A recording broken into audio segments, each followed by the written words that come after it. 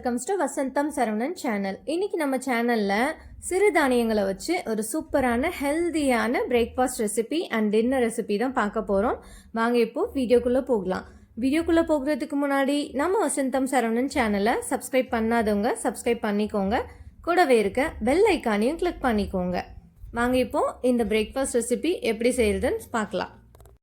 எப்பவும் போல் அரிசி மாவில் இட்லி தோசை செய்கிறதுக்கு பதிலாக இந்த மாதிரி சிறுதானியங்களை அடிக்கடி நம்மளோட உணவில் சேர்த்துக்கிறது நம்மளோட உடம்பு ஆரோக்கியத்துக்கு ரொம்ப ரொம்ப நல்லது. அது மட்டும் இல்லாமல் குழந்தைங்களுக்கும் ஒரே மாதிரி பிரேக்ஃபாஸ்ட்டு இல்லாட்டி டின்னர் செஞ்சு கொடுத்து போர் அடிக்காமல் இந்த மாதிரி நம்ம கலர்ஃபுல்லாக கொஞ்சம் அவங்களுக்கு சிறுதானியங்களை வச்சு ஏதாவது ஒரு ரெசிபி செஞ்சு தரும்போது அவங்களுமே ரொம்ப ஹாப்பியாக ஆகிடுவாங்க. அதே சமயம் நல்ல ஹெல்த்தியான ஒரு ரெசிபி செஞ்சு கொடுத்த மன திருப்தியும் நமக்கு இருக்கும். ஃபஸ்ட்டு இந்த ரெசிபி செய்கிறதுக்கு தேவையான பொருட்கள்லாம் பார்த்துடலாம். ஃபஸ்ட்டு 1 கப் அளவுக்கு திணை அரிசி எடுத்து வச்சுருக்கேன். இப்போ இந்த திணையை சேர்த்துடலாம். அடுத்ததாக இது கூட 1 கப் அளவுக்கு வரகரிசி எடுத்திருக்கேன். வரகரிசியை நம்ம இது கூட சேர்த்துக்கலாம். அடுத்ததாக 1 கப் அளவுக்கு சாம அரிசி எடுத்து வச்சுருக்கேன். இப்போ அந்த சாம அரிசியும் சேர்த்துக்கலாம். இது கூடவே 1 கப் அளவுக்கு குதிரைவாளி. அடுத்ததாக 1 கப் அளவுக்கு பனிவரகு சேர்த்துக்கிறேன். பனிவரகு அரிசியை சேர்த்துக்கிறேன்.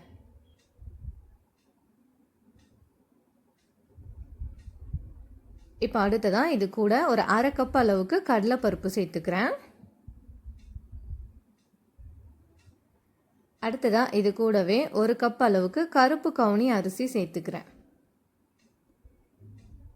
கருப்பு கவுனி அரிசி ஏகப்பட்ட பெனிஃபிட்ஸ் இருக்குங்க. இது புற்றுநோயெல்லாம் தடுக்கும்னு சொல்கிறாங்க. அப்போ கண்டிப்பாக நம்ம இந்த கருப்பு கவுனி அரிசியை நம்ம நார்மலாக யூஸ் பண்ணுற வெள்ளை அரிசிக்கு பதிலாக அடிக்கடி இந்த கருப்பு கவுனி அரிசியை நம்மளோட உணவில் சேர்த்துக்கணும். இப்போ அடுத்ததாக 1 கப் அளவுக்கு மாப்பிள்ளை சம்பா அரிசி எடுத்துக்கிறேன். இந்த மாப்பிள்ளை சம்பா அரிசி பார்த்திங்கன்னா பார்க்குறதுக்கு கொஞ்சம் சிவப்பரிசி மாதிரியே தான் இருக்கும். ஆனால் அது அந்த அளவுக்கு ரொம்ப டார்க்காக சிவப்பு கலரில் இருக்காது. அதே சமயம் அதில் 1-2 அரிசி பார்த்திங்கன்னா கொஞ்சம் கலரெல்லாம் ஃபேடான மாதிரி இருக்கும். ஆனால் நமக்கு சிவப்பரிசியில் அந்த மாதிரி இருக்காது. எல்லா அரிசியுமே அப்படியே ரெட் கலரில் தான் இருக்கும். இப்போ அடுத்ததாக 1 கப் அளவுக்கு சிவப்பரிசி. பாருங்கள், சிவப்பரிசிக்கும் மாப்பிள்ளை சம்பா அரிசிக்குமே கலர் வேரியேஷன்ஸ் கண்டிப்பாக இருக்கும். இப்போ அடுத்ததாக 1 கப் அளவுக்கு கம்பு சேர்த்துக்கிறேன். ரத்த சோகை இருக்கவங்க கம்பை அடிக்கடி நம்மளோட உணவில் சேர்த்துக்கணும்.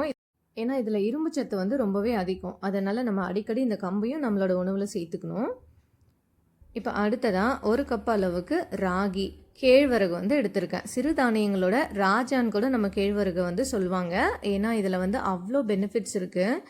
ஏன்னா இதில் கால்சியம் சத்து ரொம்பவே அதிகமாக இருக்குது. கால்சியம், இரும்பு சத்து, புரதம் எல்லாமே இருக்குது. அதனால் வளர்கிற குழந்தைங்களோட உணவில் அடிக்கடி ராகியும் சேர்த்துக்கணும். இப்போ அடுத்ததாக 1 கப் அளவுக்கு ரோஸ் தோரம்பருப்பு எடுத்துக்கிறேன். ரோஸ் கலரில் இருக்கும் இல்லையா, அந்த தோரம்பருப்பு எடுத்துக்கிறேன். இப்போ இது கூடவே 1 ஸ்பூன் அளவுக்கு வெந்தயம் எடுத்துக்கிறேன். இப்போ அவ்வளோதான். இது எல்லாத்தையும் நம்ம ஒன்றா கலந்து வச்சுக்கலாம். ஒன்றா கலந்துட்டு இந்த சிறுதானியங்கள் எல்லாத்தையும் ஒரு பாத்திரத்துக்கு மாற்றி வச்சுக்கலாம். பாருங்கள், பார்க்குறதுக்கே நல்லா கலர்ஃபுல்லாக இருக்குது. இப்போ ஒரு பாத்திரம் எடுத்து வச்சுருக்கேன். இப்போ அதில் இந்த சிறுதானியங்கள் எல்லாத்தையும் நம்ம மாற்றி வச்சுக்கலாம். மாற்றிட்டு தண்ணி ஊற்றி இதை நல்லா நம்ம கழுவிக்கணும். இப்போ இதை மாற்றியாச்சு. இதில் கொஞ்சமாக தண்ணி ஊற்றி இதை நல்லா நம்ம கழுவிட்டு அதுக்கப்புறம் ஊற வச்சுக்க போகிறோம். இந்த சிறுதானியங்கள்லாம் கழுவும் போது பார்த்திங்கன்னா ஒரு 5-6 டைம் நம்ம இதை நல்லா தண்ணி ஊற்றி வாஷ் பண்ணுற மாதிரி இருக்கும். அதே மாதிரி இதில் திணை, வரகரிசி இதெல்லாம் குட்டி குட்டியாக இருக்குது இல்லையா, அதனால் தண்ணி ஊற்றி நம்ம கழுவும் போது நம்ம ஜூஸ் வடிகட்டுவோம் இல்லையா, அந்த வடிகட்டி பயன்படுத்திட்டு இந்த தண்ணியெல்லாம் வடிகட்டிக்கலாம். அந்த மாதிரி செய்யும்போது நமக்கு ஈஸியாக இருக்கும் இதை கழுவி எடுக்கிறதுக்கு. இப்போ தண்ணி ஊற்றிட்டு இது ஒரு 4-5 டைம் கண்டிப்பாக இதை கழுவி எடுத்துக்கணும். அதே மாதிரி சிறுதானியங்களை நம்ம ஒரு 2-3 மணி நேரமாவது நல்லா ஊற வச்சுட்டு அதுக்கப்புறம் தான் இதை சமைக்கவே நம்ம பயன்படுத்தணும். அப்போ தான் இது நல்லா செரிமானம் ஆகும். நமக்கு செரிமான பிரச்சனை இல்லாமல் இருக்கும். அதனால் இதை நான் நைட்டே வாஷ் பண்ணி வச்சுட்டேன், ஊற வச்சுட்டேன் தண்ணி ஊற்றி. பாருங்கள், இந்த சிறுதானியங்களை நல்லா கழுவிட்ட பிறகு இந்த மாதிரி தெளிவாக இருக்கணும் தண்ணி. இப்போ இதை அப்படியே மூடி போட்டு வச்சிடலாம். ஒரு 4-5 மணி நேரத்துக்கு இது நல்லா ஊறிட்டுருக்கட்டும். இப்போ அடுத்ததாக இதில் 1 கப் அளவுக்கு முழு உளுந்து எடுத்து வச்சுருக்கேன். அதையும் கழுவிட்டு நம்ம இது கூடவே சேர்த்து ஊற வச்சிடலாம். இந்த வெள்ளை உளுந்துக்கு பதிலாக நம்ம கருப்பு உளுந்து கூட தாராளமாக சேர்த்துக்கலாம். இப்போ பாருங்கள், மறுநாள் காலையில் இதை ஓப்பன் பண்ணி பார்க்கலாம். இப்போ இந்த சிறுதானியங்களை நம்ம நைட்டே தான் ஊற வச்சுக்கணும் அந்த மாதிரிலாம் எதுவும் அவசியம் கிடையாது. ஒரு 2-3 மணி நேரம் டே டைமில் கூட நம்ம ஊற வச்சுட்டு அதுக்கப்புறம் இதை அரைச்சி எடுத்துக்கலாம்.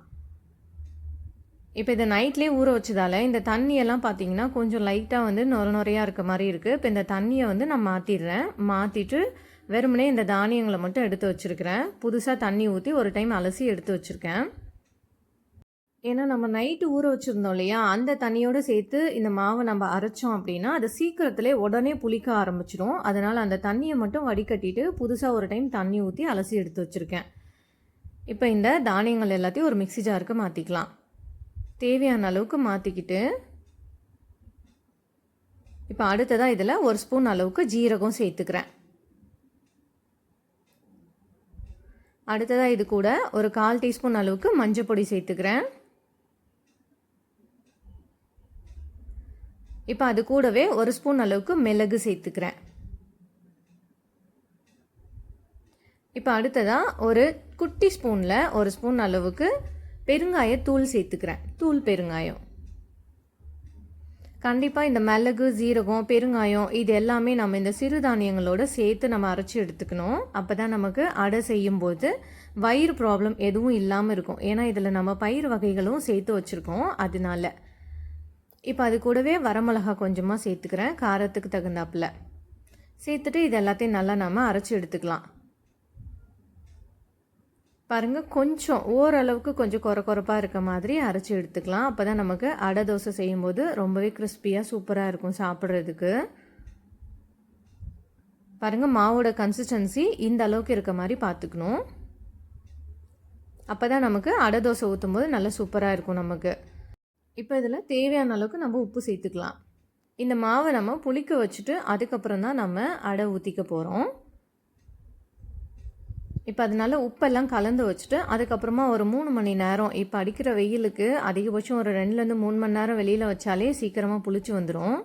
இப்போ இந்த மாவு அப்படியே இருக்கட்டும். அடுத்ததான் நம்ம ஒரு சட்னி செஞ்சுக்க போகிறோம். அதுக்காக ஸ்டவ் ஆன் பண்ணிவிட்டு ஒரு வானலியை வச்சுருக்கேன். இப்போ அதில் 1 ஸ்பூன் அளவுக்கு எண்ணெய் சேர்த்துக்கிறேன். இப்போ இந்த எண்ணெய் நல்லா சூடான பிறகு இதில் ஒரு 4 துண்டு இஞ்சி சேர்த்துக்கிறேன். அடுத்ததாக ஒரு 4-5 பல் பூண்டு சேர்த்துக்கிறேன்.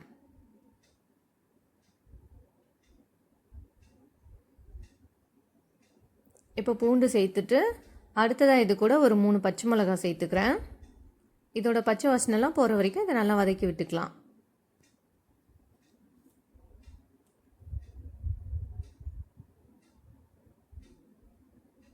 இப்போ இதெல்லாம் நல்லா வதங்கிட்ட பிறகு இது எல்லாத்தையும் தனியாக எடுத்து வச்சிடலாம்.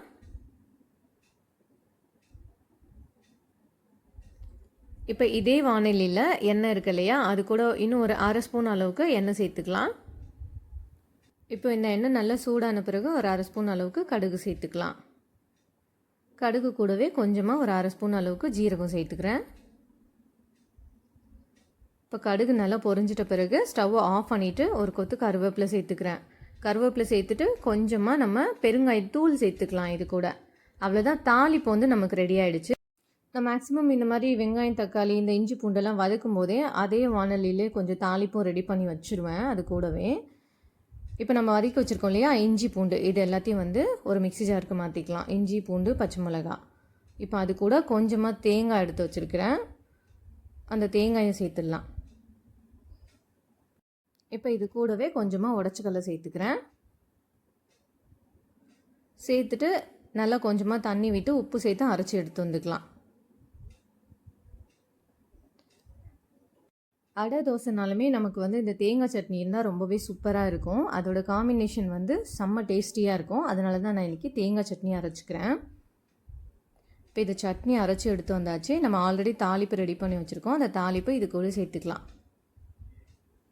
இப்போ அவ்வளோதான், சட்னி ரெடி ஆகிடுச்சு. நம்ம ஃபஸ்ட்டு சட்னியை ரெடி பண்ணி வச்சுருவோம். அப்புறமா நம்ம அடை தோசை சூடாக செஞ்சு இது கூட சாப்பிட்டுக்கலாம். இப்போ அடுத்ததாக ஒரு வெங்காயத்தை குட்டி குட்டியாக கட் பண்ணி வச்சுருக்கிறேன். இப்போ அது கூடவே கொஞ்சமாக கருவேப்பிலை, அதையும் குட்டி குட்டியாக கட் பண்ணி எடுத்து வச்சுருக்கேன். இப்போ பாருங்கள், நம்ம ரெடி பண்ணி வச்சுருக்கோம் இல்லையா சிறுதானிய மாவு, அது வந்து நல்லா புளிச்சு வந்திருக்கு. நல்லா இதை மிக்ஸ் பண்ணி விட்டுக்கலாம். இப்போ இதை நல்லா மிக்ஸ் பண்ணி விட்டுட்டு பாருங்கள், மாவு நல்லா கெட்டியாக இருக்குது.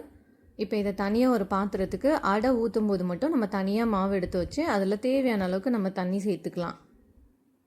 நம்ம இதே மாவில் இட்லி கூட செய்யலாம். இட்லியுமே ரொம்ப ரொம்ப சூப்பராக வரும். அதனால தான் சொன்னேன், இந்த மாவு வந்து கொஞ்சம் கெட்டியாக அரைச்சிக்கிட்டோம்னா நம்ம இட்லியும் ஊற்றிக்கலாம், தோசை ஊற்றிக்கலாம், இதே மாவில் அடையும் செஞ்சுக்கலாம்.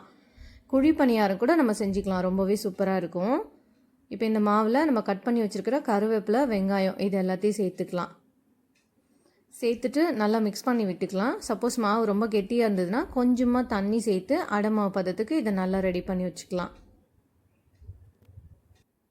இப்போ இது கூட கொஞ்சமாக தண்ணி சேர்த்து இதை நல்லா கலந்து விட்டுக்கிறேன். இப்போ சிறுதானிய அடை மாவு ரெடி ஆகிடுச்சு. இப்போ அடுத்ததாக ஸ்டவ் ஆன் பண்ணிவிட்டு ஒரு தோசைக்கல் வந்து வச்சுருக்கேன். இப்போ இந்த தோசைக்கல் நல்லா சூடான பிறகு இதில் கொஞ்சமாக எண்ணெய் சேர்த்துக்கலாம். எண்ணெய் சேர்த்துட்டு நல்லா இந்த மாதிரி ஸ்ப்ரெட் பண்ணி விட்டுக்கலாம். நல்லா தோசைக்கல் சூடான பிறகு ஸ்டவ்வை மீடியம் ஃப்ளேமில் வச்சுட்டு நம்ம ரெடி பண்ணி வச்சுருக்க அடமாவை நம்ம இதில் ஊற்றி எடுத்துக்கலாம். ஃபஸ்ட் நம்ம இந்த அடமாவை இந்த தோசைக்கல்லில் ஊற்றும் போது ஓரங்கள்லேருந்து இந்த மாதிரி ஊற்ற ஆரம்பிக்கலாம். எடுத்தோடனே சென்டரில் வந்து நம்ம மாவு சேர்த்துக்க வேணாம். இந்த மாதிரி ஓரமாக இருந்து இந்த மாவு வந்து சேர்த்துக்கிட்டோம்னா நமக்கு ஈஸியாக இருக்கும். இந்த அடை மாவு வந்து ஸ்ப்ரெட் பண்ணுறதுக்கு ஈஸியாக இருக்கும் நமக்கு. அப்படி இல்லாட்டி இந்த மாதிரி ஒரு ஸ்பூன் வச்சு கூட நல்லா ஈவனாக எந்த அளவுக்கு நமக்கு திக்காக இல்லை மெல்லிசாக வேணுமோ அந்த அளவுக்கு நம்ம இதை நல்லா வந்து ஸ்ப்ரெட் பண்ணி விட்டுக்கலாம். இப்போ கொஞ்சமாக இது ஓரங்களில் எண்ணெய் சேர்த்துக்கலாம். இந்த மாதிரி எண்ணெயை வந்து ஒரு ஸ்பூன் அரை ஸ்பூன் இந்த மாதிரி அடையோட எண்ணெய் சேர்த்து செய்யும்போது தான் அந்த அடை ரொம்பவே டேஸ்டியாக நல்லா கிறிஸ்பியாக இருக்கும் சாப்பிட்றதுக்கு. இப்போ நல்லா ஒரு சைடு வெந்துட்ட பிறகு இதை திருப்பி போட்டுக்கலாம். ஸ்டவ்வை வந்து ஹை ஃப்ளேமில் வைக்க வேணாம், ஏன்னா இது வந்து வேகிறதுக்கு கொஞ்சம் டைம் எடுக்கும் அடமாவு. பாருங்கள், இந்த அளவுக்கு கொஞ்சம் நல்லா ப்ரௌன் கலர் ஆன பிறகு இதை நம்ம திருப்பி போட்டுக்கலாம். இப்போ 2 சைடும் ஈவனாக வெந்த பிறகு இதை நம்ம வெளியில் எடுத்துடலாம். அவ்வளோதான், ஈஸியாக வந்து அடை செஞ்சு முடிச்சாச்சு. இப்போ இதே மாவில் தோசை ஊற்றி எடுத்துக்க போகிறோம். அதுக்காக இந்த அடை மாவுலேயே கொஞ்சமாக தண்ணி சேர்த்துக்கிறேன். தண்ணி சேர்த்து தோசை மாவு பதத்துக்கு இதை நம்ம கலந்து வச்சுக்கலாம். இப்போ கலந்து விட்டுட்டு இதில் கொஞ்சமாக கேரட் வந்து துருவி வச்சுருக்கேன். இப்போ இந்த துருவின கேரட்டை நம்ம இது கூட சேர்த்துக்கலாம். கேரட்டு, பீட்ரூட்டு இந்த மாதிரி என்ன காய்கறி நமக்கு பிடிக்குமோ அதை துருவி நம்ம இது கூட சேர்த்துக்கலாம். இது அப்படியே வந்து சட்னி இல்லாமல் வெறுமனையும் சாப்பிட்லாம். ஏன்னா இதுக்கு வந்து நம்ம காரத்துக்கு மிளகு எல்லாமே ஆல்ரெடி நம்ம சேர்த்துருக்கோம்.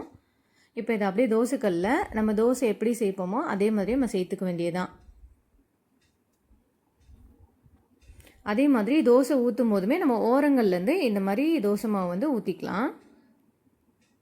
ஏன்னா இந்த அடை மாவு பார்த்திங்கன்னா கொஞ்சம் திக்காக இருக்கும். அதே மாதிரி நம்ம நார்மலாக தோசையை வந்து ஊற்றுற மாதிரி இதை வந்து நம்ம தோசைக்கல்லில் வந்து ஸ்ப்ரெட் பண்ண முடியாது. அதனால தான் ஃபஸ்ட் நம்ம ஓரங்கள்லேருந்து இந்த மாவு ஊற்றினோம்னா அழகாக ரவுண்ட் ஷேப்க்கு நம்ம இந்த மாதிரி ஸ்ப்ரெட் பண்ணி கொண்டு வந்துக்கலாம். இப்போ இதுக்கு மேலவும் கொஞ்சமாக துருவின கேரட்டை வந்து சேர்த்துக்கிறேன். இந்த மாதிரி குழந்தைங்களுக்கு நம்ம கொஞ்சம் கலர்ஃபுல்லாக இந்த கேரட்டு இல்லை பீட்ரூட்டு இதெல்லாத்தையும் வதக்கிட்டோ இல்லாட்டி அப்படியே நேரடியாக கூட இந்த மாவோட சேர்த்து இந்த மாதிரி செஞ்சு கொடுக்கும்போது அவங்க ரொம்பவே ஜாலியாக ஹாப்பியாக சாப்பிட ஆரம்பிச்சிருவாங்க. இப்போ ஒரு சைடு வெந்ததும் இதை அப்படியே நம்ம திருப்பி போட்டுக்கலாம். இதை நம்ம மூடி போட்டெல்லாம் வேக வைக்கக்கூடாது. ஏன்னா சிறுதானியங்களில் நம்ம செஞ்சுருக்கோம், அது சீக்கிரத்தில் வந்து வேகாது. அப்படி வேகாமல் சாப்பிட்றதும் நல்லது இல்லை இல்லையா? அதனால் நம்ம இதை திருப்பி போட்டுக்கலாம். திருப்பி போட்டு 2 சைடும் நல்லா வெந்த பிறகு இந்த தோசையை நம்ம எடுத்துக்கலாம். இப்போ இந்த அடை தோசைக்கு இட்லி கூட நம்ம இதே மாவில் செஞ்சுக்கலாம். இப்போ இந்த அடை தோசைக்கு பார்த்திங்கன்னா தேங்காய் சட்னி, கொஞ்சம் காரமான ஒரு தேங்காய் சட்னி வந்து ரொம்பவே சூப்பராக இருக்கும். அது கூட புதினா துவையல் வச்சு சாப்பிட்லாம். இஞ்சி துவையல் இது எல்லாமே கொஞ்சம் காரம் புளிப்பு இதெல்லாம் கொஞ்சம் தூக்கலாக இருக்க மாதிரி நம்ம சட்னி வந்து ரெடி பண்ணிக்கிட்டோம்னா, சட்னியோ இல்லை துவையலோ ரெடி பண்ணிக்கிட்டோம்னா இதுக்கு ரொம்ப அமேசிங்கான ஒரு காம்பினேஷனாக இருக்கும். வேறு லெவல் டேஸ்ட் இருக்கும். அதே மாதிரி இந்த சிறுதானியங்களில் செஞ்ச உணவுகளை நம்ம வந்து காலையில் எடுத்துக்கிறது ரொம்ப ரொம்ப நல்லது, பிரேக்ஃபாஸ்ட்டாக. அப்படி இல்லைன்னா நம்ம வந்து ஈவினிங்கில் வந்து இதை சாப்பிட்டு முடிச்சிடணும். ஒரு 5-6 மணி, அதிகபட்சம் ஒரு 7 மணிக்கு முன்னாடி இதை நம்ம சாப்பிட்டு முடிச்சிடணும். ரொம்ப லேட் நைட்டில் சிறுதானியங்களில் செஞ்ச உணவுகளை எடுத்துக்க தேவையில்லை. இப்போ பாயசம்லாம் சாப்பிட்றோம்னா அது வேறு, அது கூட நம்ம இனிப்பு சேர்த்துக்கிறோம். ஆனால் இது வந்து அப்படி கிடையாது. நம்ம அடை, தோசை, இட்லி மாதிரிலாம் செய்கிறோம். அதனால நம்ம ஒரு ஈவினிங்கே இதை சாப்பிட்டு முடிச்சிடணும். ரொம்ப லேட் நைட்டில் சாப்பிட்டோம்னா வயிறு உப்புசம் மாதிரி சில ப்ராப்ளம்ஸ் வரும். அதனால் லேட் நைட்டில் இதை அவாய்ட் பண்ணிக்கோங்க. ஓகே ஃப்ரெண்ட்ஸ், கண்டிப்பாக நீங்களும் இதே மெத்தடை ஃபாலோ பண்ணி இந்த ஹெல்தியான சிறுதானிய அடை மற்றும் தோசையை உங்கள் வீட்டில் செஞ்சு பாருங்கள். செஞ்சு பார்த்துட்டு இதோட டேஸ்ட்டு எப்படி இருந்ததுன்னு கமெண்ட் பண்ணுங்கள். இந்த வீடியோ உங்களுக்கு ரொம்ப பிடிச்சிருந்தா இந்த ரெசிபியை உங்களோட ஃபேமிலி அண்ட் ஃப்ரெண்ட்ஸ்க்கு ஷேர் பண்ணுங்கள், லைக் பண்ணுங்கள், கமெண்ட் பண்ணுங்கள். தேங்க்ஸ் ஃபார் வாட்சிங்.